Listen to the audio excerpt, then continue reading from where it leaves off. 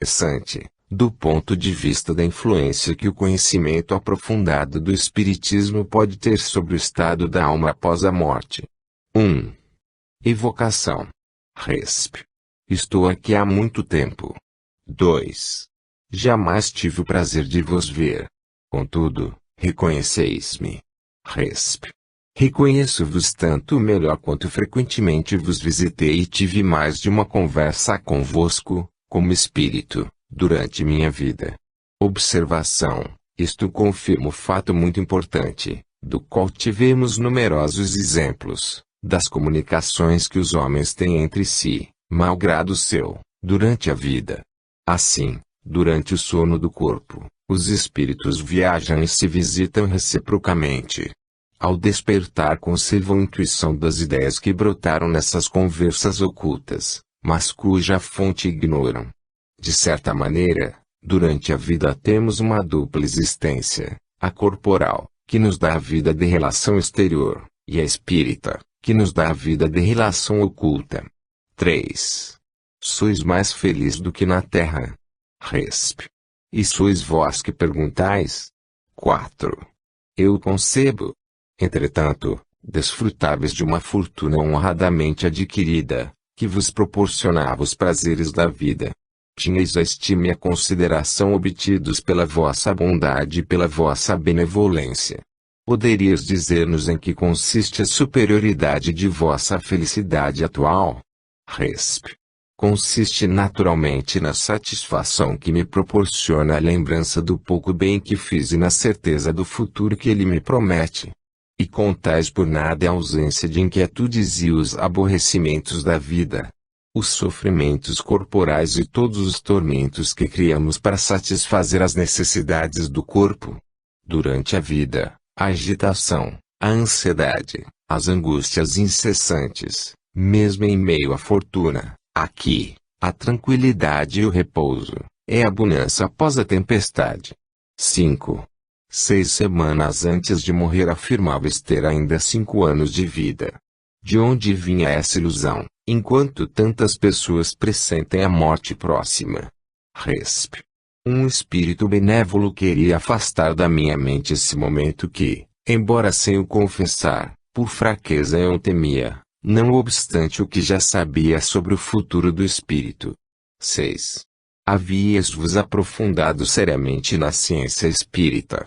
Poderias dizer-nos, se, ao entrar no mundo dos espíritos, encontrastes as coisas tais como se vos afiguravam? Resp. Aproximadamente a mesma coisa, exceto algumas questões de detalhe, que eu havia compreendido mal. 7. A leitura atenta que fazíeis da Revista Espírita e do Livro dos Espíritos vos auxiliaram muito nisso. Resp. Incontestavelmente. Foi, sobretudo, o que preparou a minha entrada na verdadeira vida. 8. Experimentastes um sobressalto qualquer quando vos encontrastes no mundo dos espíritos? Resp. Impossível que não fosse de outro modo, mas sobressalto não é bem o termo. Admiração, de preferência. É tão difícil fazer uma ideia do que possa ser isso. Observação. Aquele que, antes de ir habitar um país, o estudou nos livros, identificou-se com os costumes de seus habitantes, sua configuração, seu aspecto, por meio de desenhos, de plantas e de descrições, sem dúvida fica menos surpreendido do que aquele que não possui nenhuma ideia. Entretanto, mostra-lhe a realidade uma porção de detalhes do que ele não tinha previsto e que o impressionam. Deve dar-se o mesmo no mundo dos espíritos, cujas maravilhas não podemos compreender, porquanto há coisas que ultrapassam o nosso entendimento. 10. Deixando o corpo, vistes e reconhecestes imediatamente os espíritos que vos cercavam? Resp. Sim, e espíritos queridos. 11. Que pensais agora do futuro do espiritismo? Resp. Um futuro ainda mais belo do que imaginais, malgrado vossa fé e vosso desejo. 12. Vossos conhecimentos no tocante aos assuntos espíritas sem dúvida vos permitirão responder com precisão algumas perguntas. Poderias descrever claramente o que se passou convosco no instante em que vosso corpo deu o último suspiro e o vosso espírito se achou livre? Resp. Pessoalmente acho muito difícil encontrar um meio de vos fazer compreender de outra maneira o que já foi feito, comparando a sensação que experimentamos ao despertar de um sono profundo. Esse despertar é mais ou menos lento e difícil, em razão direta da situação moral do espírito, e nunca deixa de ser fortemente influenciado pelas circunstâncias que acompanham a morte. Observação. Esta concorda com todas as observações que foram feitas sobre o estado do espírito no momento de separar-se do corpo. Vimos sempre as circunstâncias morais e materiais que acompanham a morte reagirem poderosamente sobre o estado do espírito nos primeiros momentos. 13. Vosso espírito conservou a consciência de sua existência até o último momento e a recobrou imediatamente. Houve um instante de falta de lucidez? Qual foi a sua duração? Resp. Houve um instante de perturbação, mas quase inapreciável para mim. 14. O momento de despertar teve algo de penoso? Resp. Não, pelo contrário. Sentia-me alegre e disposto, se assim posso falar, como se tivesse respirado um ar puro ao sair de uma sala enfumaçada. Observação. Comparação engenhosa e que não pode ser senão a expressão da verdade. 15. Lembrai-vos da existência que tivestes antes da que acabaste de deixar? Qual foi ela? Resp. Melhor não poderia lembrar. Eu era um bom criado junto de um bom senhor, que me recebeu ao mesmo tempo em companhia de outros, a minha entrada neste mundo bem-aventurado. 16. Creio que vosso irmão se ocupa menos das questões espíritas do que vos ocupáveis. Resp. Sim, farei com que ele tome mais interesse, se isso me for permitido. Se ele soubesse o que ganhamos com isso, dá-lhes-ia mais importância. 17. Vosso irmão encarregou o Sr. B. de me comunicar a vossa morte. Ambos esperam, impacientes, o resultado de nossa conversa, mas serão ainda mais sensíveis a uma lembrança direta de vossa parte se quiserdes incumbir-me de dizer-lhes algumas palavras, para eles e para outras pessoas que vos planteiam. Resp. Direi a eles, por vosso intermédio, o que eu mesmo lhes teria dito, mas receio muito não ter mais influência junto a alguns deles, como outrora. No entanto eu os conjuro, no meu e no nome de seus amigos, que vejo, a refletirem e estudarem seriamente esta grave questão do espiritismo, ainda que fosse pelo auxílio que ela traz para passar esse momento tão temido pela maior parte, e tão pouco assustador para aquele que se preparou previamente pelo estudo do futuro e pela prática do bem. Dizer-lhes que estou sempre com eles, em meio a eles, que os vejo e que serei feliz se suas disposições puderem assegurar-lhes, no mundo em que me encontro, um lugar de que só terão de se felicitar. Dizei sobretudo ao meu irmão, cuja felicidade é o meu mais caro desejo, do qual não me esqueço, embora eu seja a mais feliz. 18. A simpatia que tivestes a bondade de me testemunhar em vida, mesmo sem jamais ter me visto, faz-me esperar que nos encontremos facilmente quando eu estiver entre vós. E até lá serei feliz se vos dignardes a assistir-me nos trabalhos que me restam fazer para concluir a minha tarefa. Resp. Julgais-me com excessiva benevolência, no entanto, convencei-vos de que, se vos puder ser de alguma utilidade, não deixarei de o fazer, talvez mesmo sem que o suspeiteis. 19. Agradecemos por terdes atendido ao nosso apelo, e pelas instrutivas explicações que nos destes. Resp. À vossa disposição. Estarei muitas vezes convosco. Observação. Incontestavelmente esta comunicação é uma das que descrevem a vida espírita com a maior clareza. Oferece um poderoso ensino no que diz respeito à influência que as ideias espíritas exercem sobre a nossa situação depois da morte. Esta conversa parece haver deixado algo a desejar ao amigo que nos participou a morte do Sr. J. Este último, respondeu ele, não conservou na linguagem o cunho da originalidade que tinha conosco. Mantém uma reserva que não observava com ninguém. Seu estilo, incorreto e vacilante, afetava a inspiração. Entre nós ele usava tudo, derrotava quem quer que formulasse uma objeção contra suas crenças. Reduzia-nos em pedaços para nos convencer. Em sua aparição psicológica não dá a conhecer nenhuma particularidade das numerosas relações que tinha com uma porção de pessoas que frequentava. Todos nós gostaríamos de nos ver citados por ele, não para satisfazer a curiosidade, mas para a nossa instrução. Gostaríamos que nos tivesse falado claramente de algumas ideias por nós emitidas em sua presença, em nossas conversas. A mim, pessoalmente, poderia ter dito se eu tinha ou não tinha razão de deter-me em tal ou qual consideração, se aquilo que eu lhe havia dito era verdadeiro ou falso. De modo algum nos falou de sua irmã, ainda viva e tão digna de interesse. De acordo com esta carta evocamos novamente o Sr. J., dirigindo-lhe as seguintes perguntas. 20. Tomastes conhecimento da carta que recebi em resposta que se referia a vossa evocação? Resp. Sim, vi quando a escreviam. 21. Teríeis a bondade de dar algumas explicações sobre certas passagens dessa carta e isso, como bem o compreendeis, com um fim instrutivo, unicamente para me fornecer elementos para uma resposta. Resp. Se o considerais útil, sim. 22. Acharam estranho que a vossa linguagem não tenha conservado o cunho da originalidade. Parece que em vida erais severo na discussão. Resp. Sim, mas o céu e a terra são muito diferentes e aqui encontrei mestres. Que quereis? Eles me impacientavam com suas objeções extravagantes, eu lhes mostrava o sol e não o queriam ver.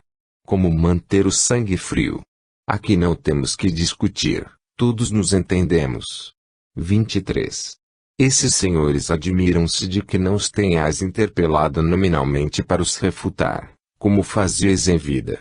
Resp. Que se admirem. Eu os espero.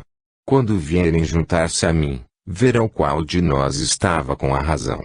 Será necessário que venham para cá, queiram ou não queiram, e uns mais cedo do que imaginam. Sua jactância cairá como a poeira abatida pela chuva, sua basófia. Aqui o espírito se detém e recusa concluir a frase. 24. Eles inferem que não lhes demonstrais todo o interesse que julgavam esperar de vós. Resp. Desejo-lhes o bem, mas nada posso fazer contra a vontade deles. 25. Surpreendem-se, igualmente, de que nada tenhais dito sobre vossa irmã. Resp. Acaso eles estão entre mim e ela? 26. O Sr. B. Gostaria que tivesses dito algo do que vos contou na intimidade, para ele e para os outros teria sido um meio de esclarecimento. Resp. De que eu serviria repetir o que ele já sabe? Pensa que não tem outra coisa a fazer? Não dispõe dos mesmos meios de esclarecimento que tive. Que os aproveitem. Garanto-lhes que se sentirão bem. Quanto a mim, bendigo o céu por ter enviado a luz que me abriu o caminho da felicidade. 27. Mas é justamente essa luz que eles desejam e que ficariam felizes se a recebessem de vós. Resp. A luz brilha para todos, cego é aquele que não quer ver, cairá no precipício e amaldiçoará sua cegueira. 28. Vossa linguagem me parece marcada por grande severidade. Resp. Eles não me acharam brando demais. 29. Nós vos agradecemos por terdes vindo e pelos esclarecimentos que nos destes. Resp. Sempre à vossa disposição, pois sei que é para o bem. Ano 2, outubro de 1859, número 10. Conversas familiares de além-túmulo. O Pai Crepin. Sociedade, 2 de setembro de 1859. Recentemente os jornais anunciaram a morte de um homem que residia em Lyon, onde era conhecido pelo nome de Pai Crepin. Era muitas vezes milionário de uma avareza pouco comum. Nos últimos tempos de sua vida viera morar com o casal Favre, que se comprometeu a alimentá-lo mediante 30 centavos por dia, Feita a dedução de 10 centavos para o seu tabaco. Possuía 9 casas e antes morava em uma delas, numa espécie de nicho que mandara construir sob a escada. Na época de receber os aluguéis arrancava os cartazes das ruas e deles se servia para dar os recibos. O decreto municipal que prescrevia a caiação das residências lhe causava um terrível desespero. Fez diligências no sentido de obter uma exceção, mas tudo foi inútil. Gritava que estava arruinado. Se tivesse somente uma casa, resignar-se-ia, mas, acrescentava, tenho 9. 1. Evocação. Resp. Eis-me aqui. Que quereis de mim? Ó. Meu ouro. Meu ouro. Que fizeram dele? 2. Tendes saudades da vida terrestre? Resp. Ó. Sim. 3. Por que tendes saudades? Resp. Não posso mais tocar no meu ouro, contá-lo e guardá-lo. 4. Em que empregais o vosso tempo? Resp. Ainda estou muito preso à terra e é difícil que me arrependa. 5. Vindes algumas vezes rever os vossos queridos tesouros e vossas casas? Resp.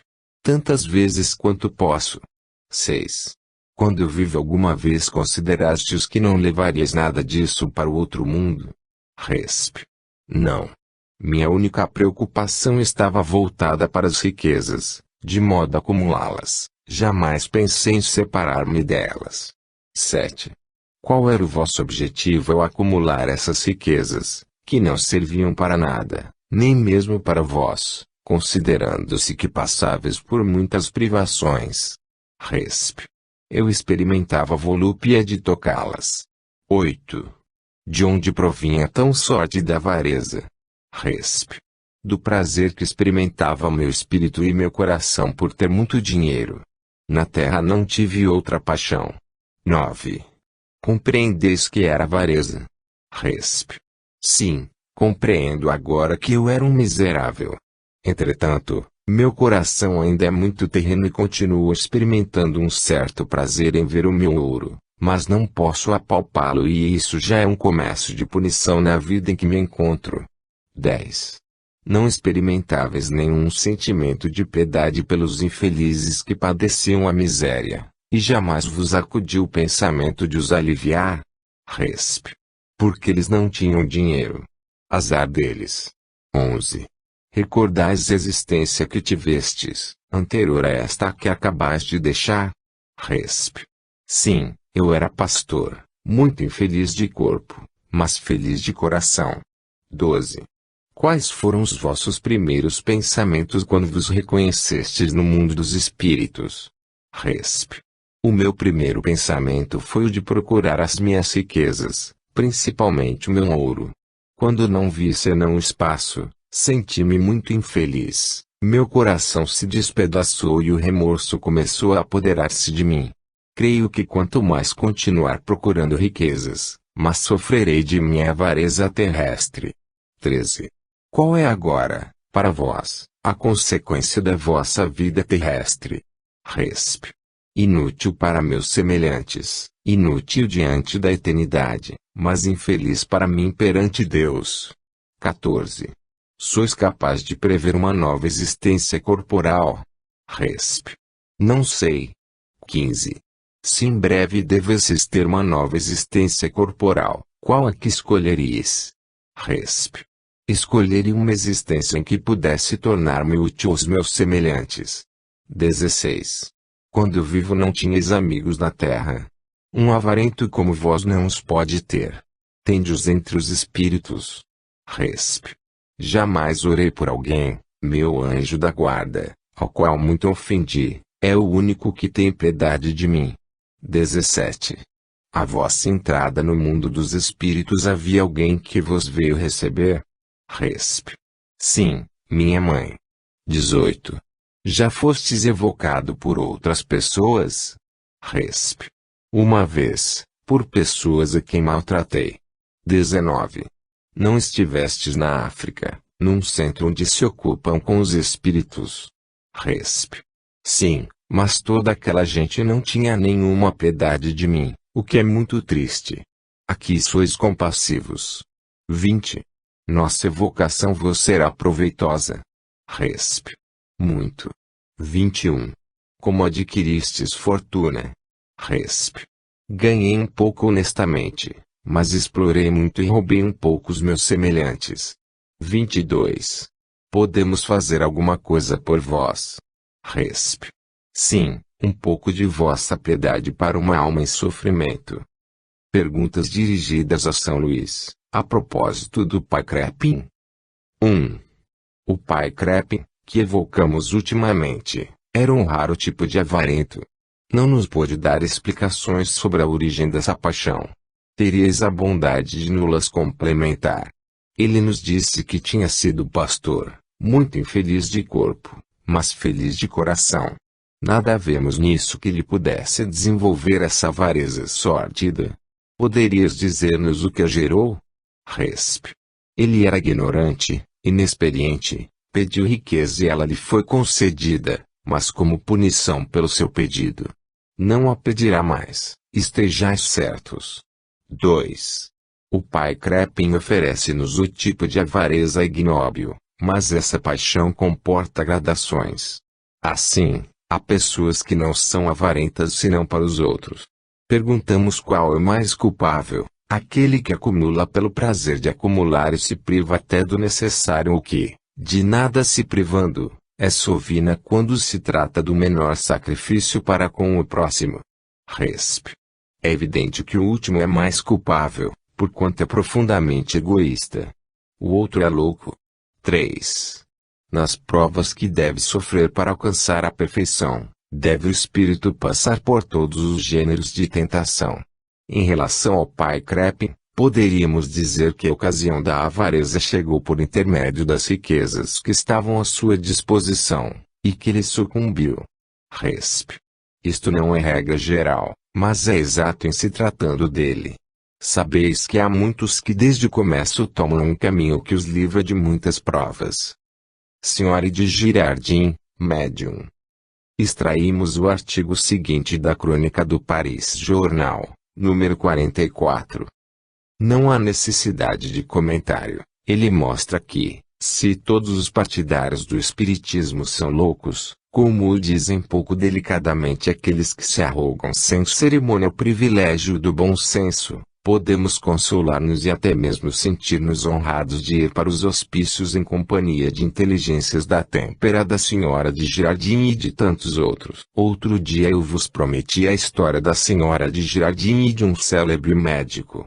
Contá-la-ei hoje, porque obtive a permissão. É uma história bastante curiosa.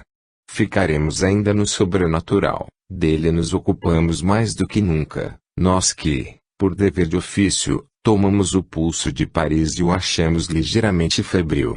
Decididamente, para a natureza humana há uma certa necessidade de saber o futuro e penetrar os mistérios da natureza. Quando se vê inteligências como a de Delpinigue entregar-se a estas práticas, que consideramos pueris, não lhes podemos recusar uma certa importância, sobretudo quando apoiadas em testemunhos irrecusáveis, tais como este de que vos falo e que ireis conhecer. Refiro-me ao testemunho, e não ao médico, entendei bem. A senhora de Girardin tinha uma pequena prancheta e um lápis. Consultava-os incessantemente. Obtinha, assim, conversações com muitas celebridades da história, sem contar com o diabo, que nelas também se imiscuía. Uma noite, ele mesmo veio revelar-se um importante personagem que não teve medo, pois sua atribuição é a de expulsá-lo. A grande Delpine nada fazia sem consultar a prancheta, pedia-lhe conselhos literários que esta jamais recusava, era até mesmo para a ilustre poetisa de uma severidade magistral. Assim, repetia-lhe incessantemente que não escrevesse mais tragédias, sem a menor consideração pelos versos maravilhosos que compõem sua peça Judite e Cleópatra. Quem é que vai assistir à representação de uma tragédia? Os fanáticos da poesia dramática. Que buscam eles, numa tragédia, os belos versos que os comovem e sensibilizam, e Judite e Cleópatra fervilham desses pensamentos de mulher, expressos por uma mulher de espírito e de um coração eminentes, cujo talento ninguém contesta. Enfim, a prancheta não queria mais a tragédia, obstinava-se na prosa e na comédia, colaborava nos desenlaces e corrigia a prolixidade. Não somente Delpine lhe confiava seus trabalhos literários, como ainda lhe contava seus sofrimentos e pedia conselhos para a saúde. Infelizmente esses conselhos, ditados pela imaginação da doente ou pelo demônio, contribuíram para afastá-la de nós. Ela tomava remédios incríveis, torradas com pimenta, pimentões e todas as extravagâncias prejudiciais a uma natureza inflamável como a sua. Disso foram encontradas provas após a sua morte, das quais os seus amigos e admiradores jamais se consolarão. Todo mundo conhece Chasserial, arrebatado também na flor da idade. Fez de memória um soberbo retrato da bela defunta. Fizeram dele uma gravura, que hoje está por toda parte. Ele levou o retrato ao doutor em questão e lhe perguntou se estava contente. Este último fez alguns ligeiros reparos. O pintor já ia concordar com essas modificações quando os dois tiveram a ideia de se dirigir ao próprio modelo. Colocaram as mãos sobre a prancheta e a senhora de Girardin se manifestou quase que imediatamente. Pode-se imaginar qual teria sido a sua emoção. Interrogada sobre o retrato, disse que não estava perfeito, mas que não o deviam retocar, pois corriam o risco de danificá-lo, sendo a semelhança muito difícil de captar quando não se tem outro guia a não ser a memória. Fizeram-lhe outras perguntas, algumas recusou-se a responder, embora atendesse a outras.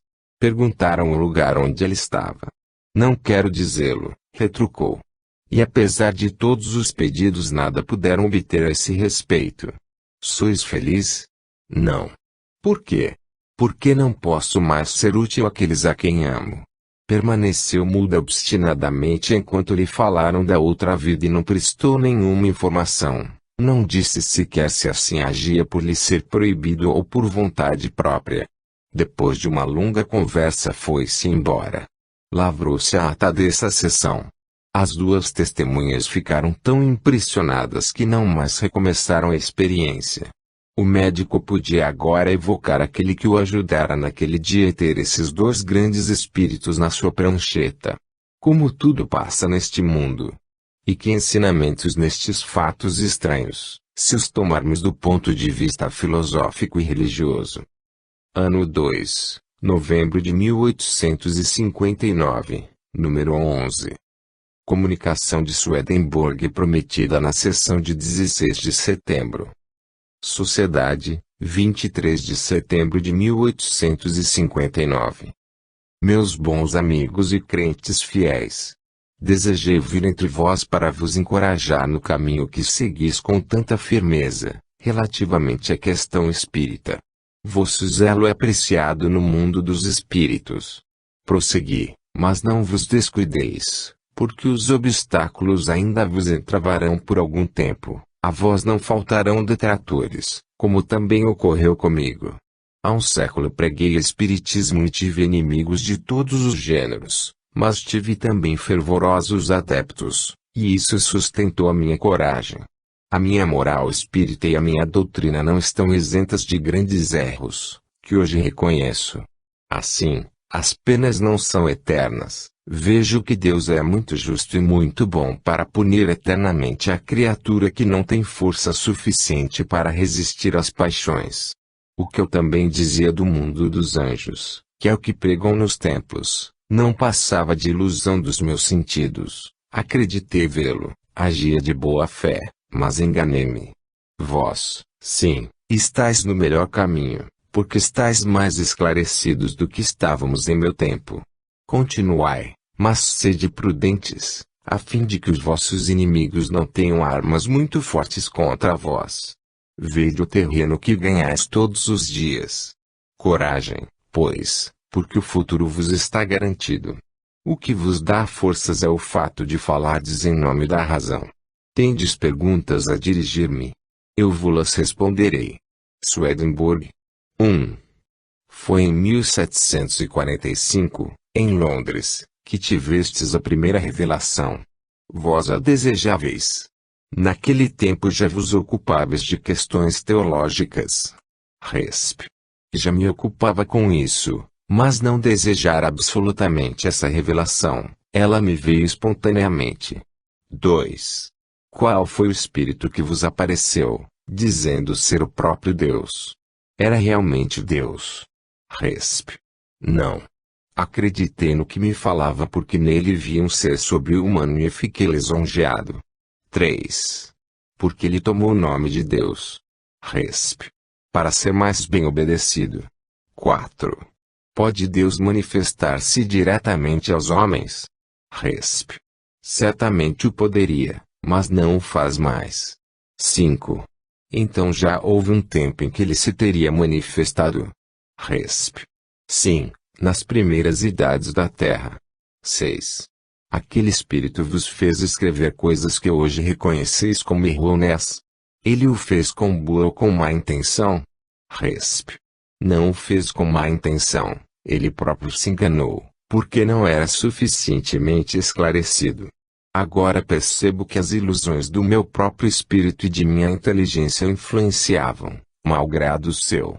Entretanto, no meio de alguns erros de sistema, fácil é reconhecer grandes verdades. 7. O princípio de vossa doutrina repousa sobre as correspondências. Continuais acreditando nessas relações que encontráveis entre cada coisa do mundo material, e cada coisa do mundo moral? Resp. Não, é uma ficção. 8. Que entendeis por estas palavras, Deus é o próprio homem? Resp. Deus não é o homem, mas o homem é uma imagem de Deus. 9. Poderias desenvolver o vosso pensamento? Resp. Digo que o homem é a imagem de Deus porque a inteligência, o gênio que ele recebe algumas vezes do céu é uma emanação da onipotência divina.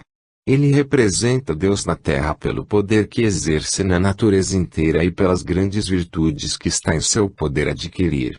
10. Devemos considerar o homem como uma parte de Deus? Resp. Não, o homem não é uma parte da divindade, é apenas sua imagem. 11. Poderias dizer-nos de que maneira recebíeis as comunicações dos espíritos? Escrevíeis aquilo que vos era revelado à maneira de nossos médiuns, ou por inspiração? Resp. Quando me achava em silêncio e em recolhimento, meu espírito ficava como que maravilhando, extasiado, e eu via claramente uma imagem diante de mim, que me falava e ditava o que deveria escrever. Algumas vezes minha imaginação se misturava nisso. 12. Que devemos pensar do fato narrado pelo cavaleiro Belon, a propósito da revelação que fizestes à rainha Luísa Aurica? Resp. Essa revelação é verdadeira. Belon a desnaturou. 13. Qual a vossa opinião sobre a doutrina espírita, tal qual é hoje? Resp. Eu vos disse que estáis num caminho mais seguro que o meu, tendo em vista que as vossas luzes são em geral mais amplas. Eu tinha de lutar contra uma ignorância maior e, sobretudo, contra a superstição. O espírito e o jurado.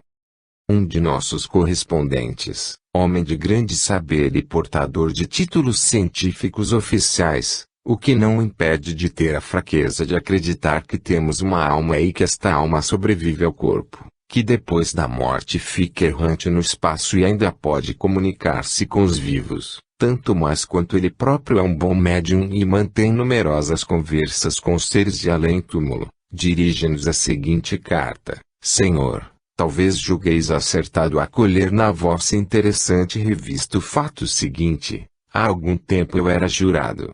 O tribunal devia julgar um rapaz, apenas saído da adolescência, acusado de ter assassinado uma senhora idosa em horríveis circunstâncias. O acusado confessava e contava os detalhes do crime com uma impassibilidade e um cinismo que faziam estremecer a assembleia. Entretanto, era fácil prever que, em virtude de sua idade, de sua absoluta falta de educação e das excitações que recebera em família, invocariam para ele circunstâncias atenuantes, tanto mais que ele lançava culpa na cólera de que se viu tomado, agindo contra uma provocação por injúrias. Eu quis consultar a vítima sobre o grau de sua culpabilidade. Chamei-a durante uma sessão, mediante evocação mental. Ela me fez saber que estava presente e eu lhe dei a mão. Eis a conversação que tivemos, eu, mentalmente, ela, pela escrita: P. Que pensais do vosso assassino? Resp. Não serei eu acusá-lo. P. Por quê? Resp. Porque ele foi impelido ao crime por um homem que me fez a corte há 50 anos e que, nada havendo obtido de mim, jurou vingar-se. Conservou na morte o desejo de vingança, aproveitando-se das disposições do acusado para inspirar-lhe o desejo de matar-me. P. Como sabeis? Resp. Porque ele próprio me disse, quando cheguei ao mundo em que hoje habito. P. Compreendo vossa reserva diante da excitação que vosso assassino não repeliu, como devia e podia. Entretanto, não pensais que a inspiração criminosa, a qual tão voluntariamente obedeceu, não teria sobre ele o mesmo poder, caso não houvesse nutrido ou entretido, durante muito tempo, sentimentos de inveja, de ódio ou de vingança, contra vós e vossa família. Resp. Seguramente. Sem isso ele teria sido mais capaz de resistir. Eis porque afirmei que aquele que quis se vingar aproveitou-se das disposições deste rapaz. Havereis de convir que ele não se teria dirigido a alguém que se dispusesse a resistir. P. Ele goza com a sua vingança. Resp. Não, porquanto vê que lhe custará caro.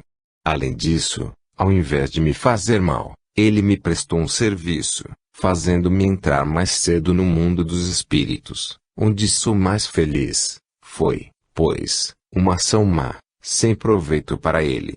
Circunstâncias atenuantes foram admitidas pelo júri, com base nos motivos acima indicados, e a pena de morte foi afastada. A respeito do que acabo de contar, há uma observação moral de alta importância a ser feita. É necessário concluir, com efeito, que o homem deve vigiar os seus menores pensamentos, até os seus maus sentimentos, aparentemente os mais fugídios, já que estes têm a propriedade de atrair para ele espíritos maus e corrompidos, e oferecê-lo, fraco e desarmado, às suas inspirações culposas, é uma porta que ele abre ao mal, sem compreender o perigo. Foi, pois, com um profundo conhecimento do homem e do mundo espiritual que Jesus Cristo disse: qualquer que olhar para uma mulher com intenção impura, no coração, já adulterou com ela.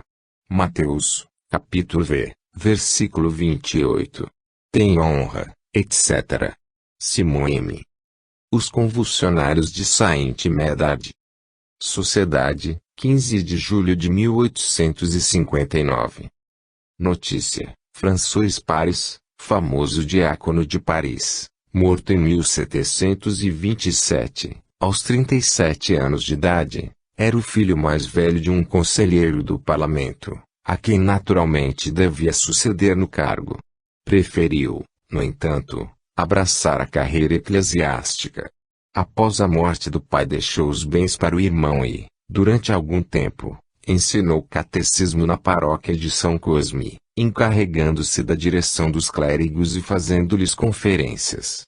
O cardeal de Noailles, a cuja causa estava ligado, quis nomeá-lo cura dessa paróquia, mas sobreveio um obstáculo imprevisto. O abade Paris consagrou-se inteiramente ao retiro. Depois de ter experimentado diversos eremitérios, confinou-se numa casa do subúrbio de São Marcelo.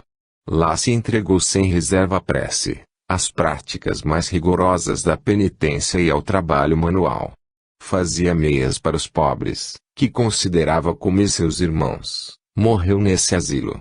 O abade Paris havia aderido ao apelo de Bula Unigenitus, interposta pelos 4 bispos, tinha renovado seu apelo em 1720. Assim, devia ter sido descrito diversamente pelos partidos opostos. Antes de fazer meias produziu livros muito medíocres. Dele possuímos explicações sobre as epístolas de São Paulo aos Romanos e os Gálatas, e uma análise da epístola aos Hebreus, que pouca gente lê. tendo seu irmão mandado erigir-lhe um túmulo no pequeno cemitério de Saint Medard, os pobres socorridos pelo piedoso diácono, alguns ricos que ele havia edificado e algumas mulheres que tinha instruído para lá se dirigiam, a fim de fazer preces. Houve curas que pareceram maravilhosas e convulsões que foram consideradas perigosas e ridículas. A autoridade viu-se enfim obrigada a fazer cessar esse espetáculo, determinando o fechamento do cemitério no dia 27 de janeiro de 1732. Então os mesmos entusiastas foram provocar suas convulsões em casas particulares. Na opinião de muita gente, o túmulo do diácono Paris foi o túmulo do jansenismo. Mas algumas pessoas julgaram ver o dedo de Deus, tornando-se mais ligadas a uma seita capaz de produzir tais maravilhas. Há diferentes histórias desse diácono, do qual talvez jamais teriam falado se não houvessem querido transformar num taumaturgo.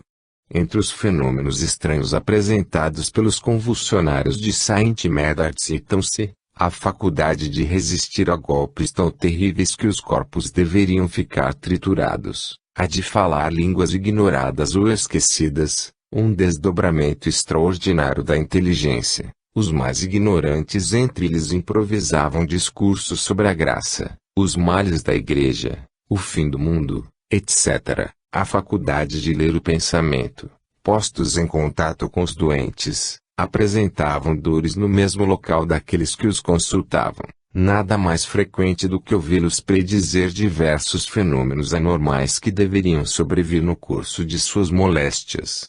A insensibilidade física produzida pelo êxtase deu lugar a cenas atrozes. A loucura chegou a ponto de realmente crucificarem vítimas infelizes, a fazer-lhes sofrer todos os detalhes da paixão do Cristo. E estas vítimas, cujo fato é atestado pelas mais autênticas testemunhas, solicitavam as terríveis torturas, designadas entre os convulsionários pelo nome de grande socorro. A cura dos doentes se operava pelo simples toque da pedra tumular ou pela poeira que encontravam à sua volta e que tomavam com alguma bebida ou aplicavam sobre as úlceras.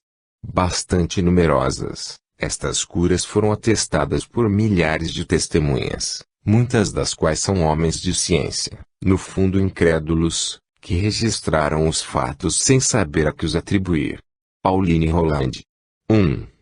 Evocação do diácono Paris. Resp.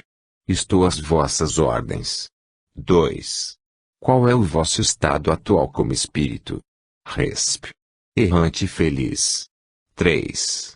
Tivestes outras existências corporais depois dessa que conhecemos? Resp. Não, estou constantemente ocupado em fazer o bem aos homens. 4. Qual foi a causa dos fenômenos estranhos que se passavam com os visitantes do vosso túmulo? Resp. Intriga e magnetismo. Observação. Entre as faculdades de que eram dotados os convulsionários, reconhecemos algumas sem a menor dificuldade, das quais o sonambulismo e o magnetismo oferecem numerosos exemplos. Tais são, entre outras, a insensibilidade física, a percepção do pensamento, a transmissão solidária das dores, etc. Assim, não podemos duvidar que essas criaturas em plena crise estivessem numa espécie de estado de sonambulismo acordado, provocado pela influência que exerciam uns sobre os outros, malgrado seu. Eram, ao mesmo tempo, magnetizadores e magnetizados. 5. Por que motivo uma população inteira foi subitamente dotada dessas estranhas faculdades? Resp. Elas se comunicam muito facilmente em certos casos, e não sois tão estranhos às faculdades dos espíritos para não compreender que nisto eles tomaram uma grande parte, por simpatia para com aqueles que as provocavam. 7. Participastes diretamente como espírito? Resp. Nem de longe. 8. Outros espíritos concorreram para isso? Resp. Muitos. 9. Em geral de que natureza eram? Resp. Pouco elevada. 10. Porque essas curas e todos esses fenômenos cessaram quando a autoridade se opôs, mandando fechar o cemitério? teria, então, a autoridade mais poder que os espíritos. Resp. Deus quis fazer cessar o fenômeno porque havia degenerado em abuso e escândalo. Foi preciso um meio e ele empregou a autoridade dos homens. 11. Desde que não participastes dessas curas, porque escolhiam vosso túmulo, de preferência outro. Resp. Acreditais que eu tenha sido consultado? Escolheram meu túmulo calculadamente, minhas opiniões religiosas, primeiro, e o pouco bem que eu tinha procurado fazer foram explorados. Ano 2, dezembro de 1859, número 12. Conversas familiares de além-túmulo. Senhora Ida Pfeiffer, célebre viajante. Sociedade, 7 de setembro de 1859. O relato seguinte é extraído da segunda viagem ao redor do mundo, da Senhora Ida Pfeiffer, página 345. Considerando que estou a falar de coisas muito estranhas, é preciso que faça a menção de um acontecimento enigmático que se passou há vários anos em Java e que causou tanta sensação que chegou a ponto de chamar a atenção do governo.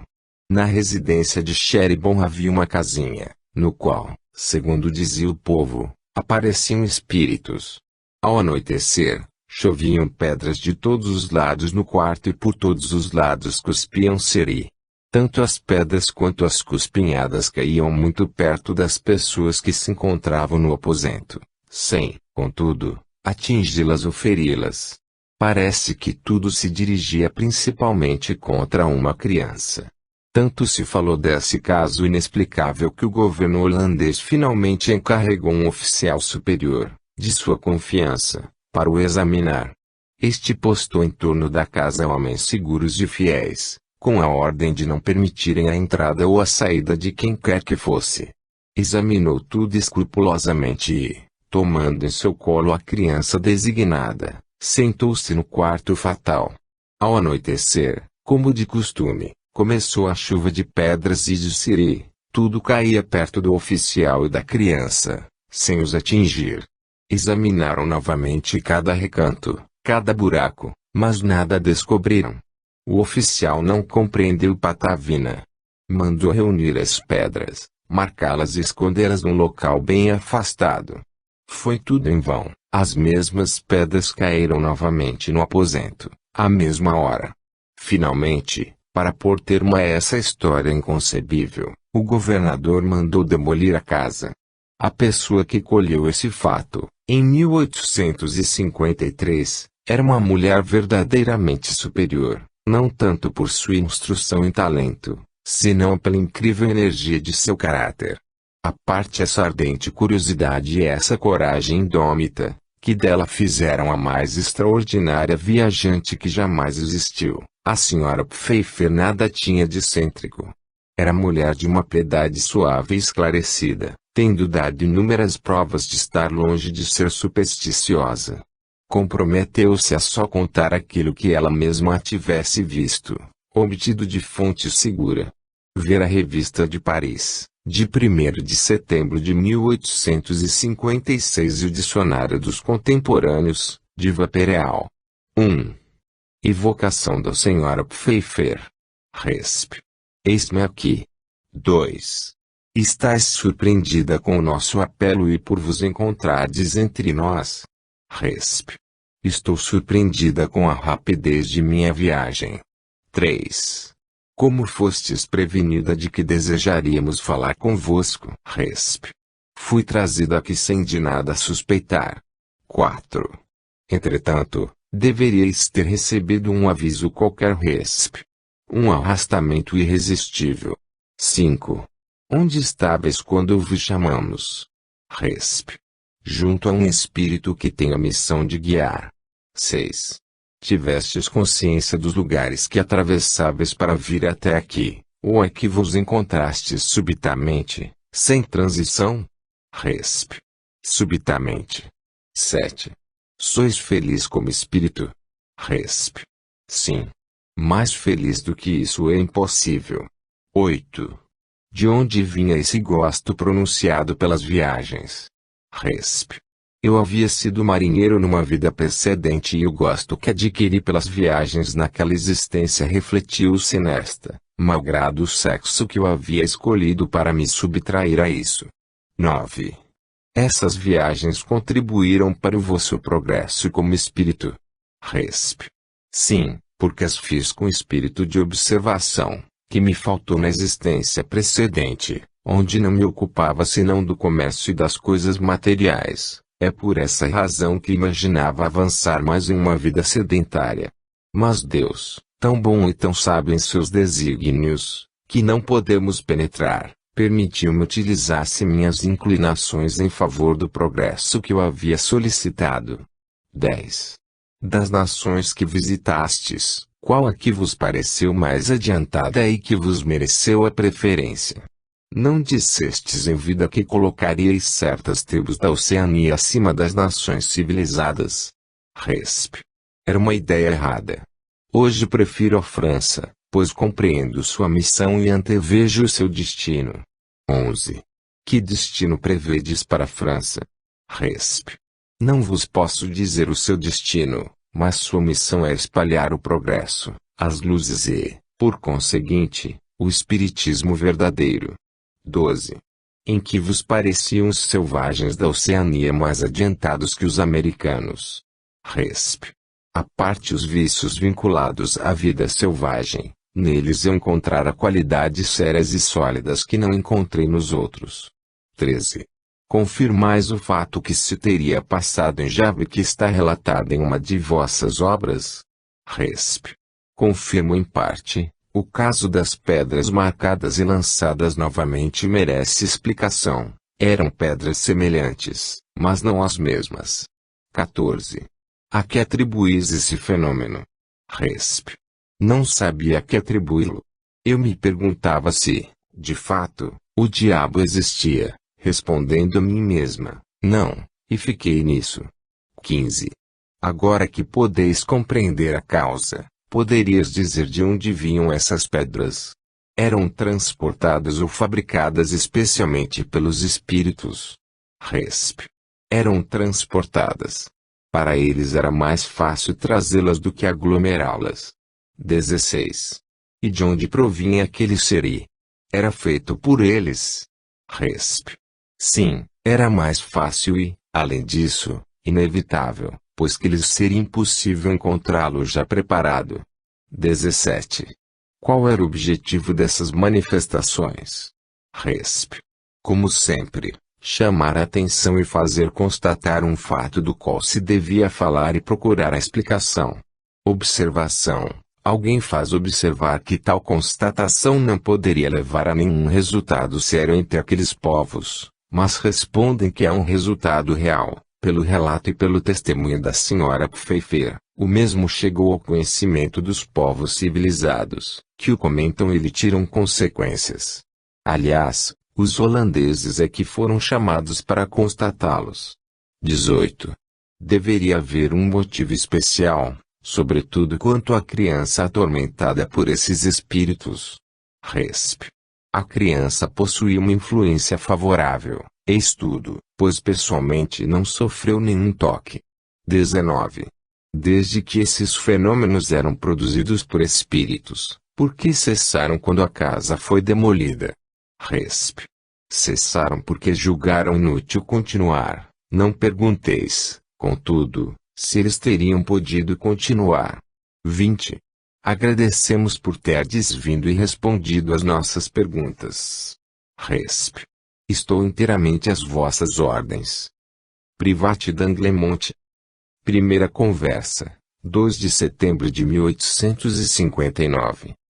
No Jornal Paz, de 15 de agosto de 1859, lê-se o seguinte necrológio de Privat d'Anglemont, homem de letras, falecido no Hospício do Bois. Suas extravagâncias jamais fizeram mal a ninguém. Só a última foi má e voltou-se contra ele. Ao entrar na casa de saúde em que acaba de morrer, Privat d'Anglemont cometeu a imprudência de dizer que era anabatista e adepto da doutrina de Swedenborg. Havia dito tantas coisas semelhantes em sua vida. Mas desta vez a morte o surpreendeu sem que tivesse tempo de desmentir-se. Em represália, foi-lhe negada a suprema consolação da cruz em sua cabeceira. Seu cortejo fúnebre defrontou-se com uma igreja, mas teve que passar ao largo. A cruz não veio recebê-lo à porta do cemitério. Quando o esquife desceu ao túmulo, Edward Fournier, ao pronunciar tocantes palavras sobre esse corpo, não ousou desejar-lhe mais do que sono eterno. Todos os seus amigos se afastaram, admirados de não o terem saudado, um por um, com aquela água que se parece com as lágrimas, e que tudo purifica. Fazei, pois, uma subscrição e tentai edificar alguma coisa sobre uma sepultura sem esperança. Pobre Privat! Eu não confio menos àquele que conhece todas as misérias de nossa alma e que pôs o perdão como leme fusão de um coração afetuoso. Faremos uma nota preliminar sobre esta notícia. Não haverá algo de atroz na ideia de uma sepultura sem esperança, não merecendo sequer a honra de um monumento. Certamente a vida de Privat poderia ter sido mais meritória. É incontestável que cometeu erros. Mas ninguém poderá dizer que foi um homem mau que, como tantos outros, fazia o mal a bel prazer, sob o manto da hipocrisia. Pelo fato de em seus últimos momentos na terra ter sido privado das preces dedicadas aos crentes, preces que seus amigos pouco caridosos igualmente lhe negaram, haverá Deus de o condenar para sempre, não lhe deixando senão o sono eterno como suprema esperança. Em outras palavras, aos olhos de Deus ele não passaria de um animal, logo ele, homem de inteligência, indiferente, é verdade, aos bens e favores do mundo, vivendo despreocupado com o amanhã, mas, incontestavelmente, homem de pensamento, para não dizer um gênio transcendente. A ser correto esse raciocínio, quanto deve ser assustador o número dos que mergulham no nada. Convenhamos que os espíritos nos dão de Deus uma ideia muito mais sublime, de ordinário nulo apresentando sempre disposto a estender a mão em socorro daquele que reconhece seus erros, ao qual sempre deixa uma âncora de salvação. 1. Evocação. Resp. Eis-me aqui. Que desejais, meus amigos? 2. Tendes consciência clara de vossa situação atual? Resp. Não totalmente, mas espero tê-la sem tardança, porque, felizmente para mim, Deus não me parece querer afastar dele, malgrado a vida quase inútil que levei na terra. Mais tarde terei uma posição bastante feliz no mundo dos espíritos. 3. Reconhecestes imediatamente a vossa situação no momento da morte? Resp. Fiquei perturbado, o que é compreensível, mas não tanto quanto se poderia supor, pois sempre gostei do que era etéreo, poético, sonhador. 4. Podeis descrever o que convosco se passou naquele momento? Resp. Nada se passou de extraordinário e diferente daquilo que já sabeis. Inútil, pois, falar ainda disso. 5. Vedes as coisas tão claramente como no tempo em que vivias? Resp. Não, ainda não, mas as verei. 6. Que impressão vos causa a visão atual dos homens e das coisas? Resp. Meu Deus! Aquilo que sempre pensei. 7. Em que vos ocupais? Resp. Não faço nada, sou errante. Não procuro uma posição social, mas uma posição espírita, outro mundo, outra ocupação, é a lei natural das coisas. 8. Podeis transportar-vos para qualquer parte que quiserdes? Resp. Não, eu seria muito feliz, meu mundo é limitado. 9. Necessitais de um tempo apreciável para vos transportar de um lugar a outro? Resp. Bastante apreciável. 10. Quando vivo, constatáveis vossa individualidade por intermédio do corpo. Agora, porém, que não mais o possuís, como a comprovais? Resp. Ah! É estranho. Eis uma coisa em que ainda não havia pensado. Tem razão os que dizem que aprendemos algo todos os dias. Obrigado, caro confrade. 11. Pois bem. Já que chamamos vossa atenção sobre este ponto, refleti e respondei-nos. Resp. Eu vos disse que estou limitado quanto ao espaço. Infelizmente eu, que sempre tive uma imaginação viva, estou também limitado quanto ao pensamento. Responderei mais tarde. 12. Quando vivo, qual era a vossa opinião sobre o estado da alma